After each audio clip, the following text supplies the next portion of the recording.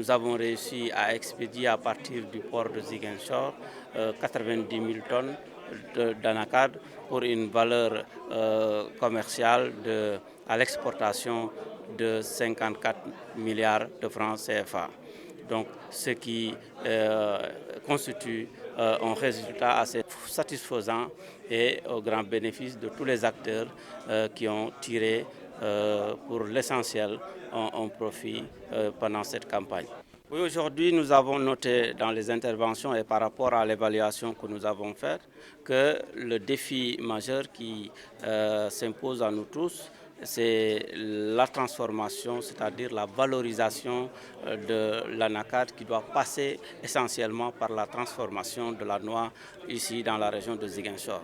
Et cela, nous pouvons être confiants par rapport à l'avenir, étant entendu que l'Agropole Sud a été pensé et mis en œuvre pour renforcer la filière, c'est-à-dire valoriser la filière anacarde en passant par l'industrialisation.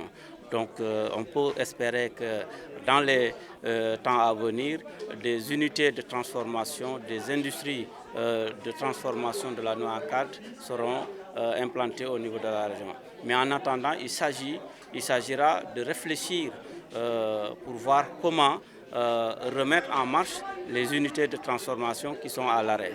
Puisque sur les 5 unités qui sont recensées au niveau de la région, les 4 sont déjà à l'arrêt. Donc il reste une seule unité qui fonctionne avec pas mal de difficultés.